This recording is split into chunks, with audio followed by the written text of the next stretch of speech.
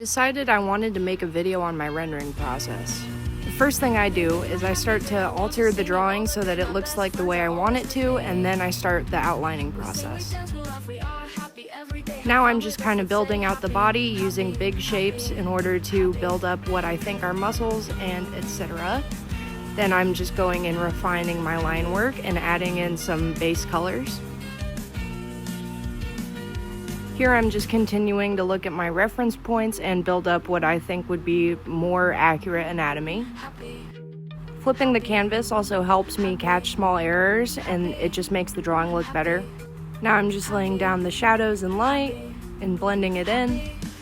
On a multiply layer, I'm using blue for shadows and red for highlights. This just adds a little bit more dimension and color to the piece before I move on to the hair.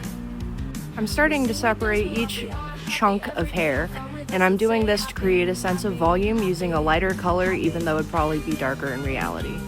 We want to make it juicy. I'm sorry, I couldn't resist it. For the shading process, I ended up taking the select tool with the soft airbrush and then used that to create soft and hard shadows, just adding some little details and highlights to make it look pretty before I start to render the shirt, which honestly was the hardest part of this process for me. I wanted to make a brush to pattern this, but I couldn't get the sense of dimension that I wanted, so I ended up just drawing the leopard spots in manually. Now I'm working on the eyes. Honestly, you just kind of gotta free ball it. It's a hard thing, but there's light on the top and dark on the bottom. Eyelashes, you want to be going in the direction of the face, but just have fun with like overlaying and different blending modes to see like what suits you best or what suits the work best. Liquefying and distorting can be your friend at times. I'm so funny. And no, that's not a joke about my life. I'm sorry, not sorry.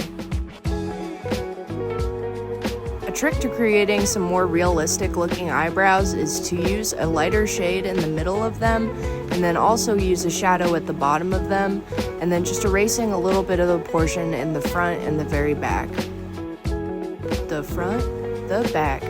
Lollipop is a snack.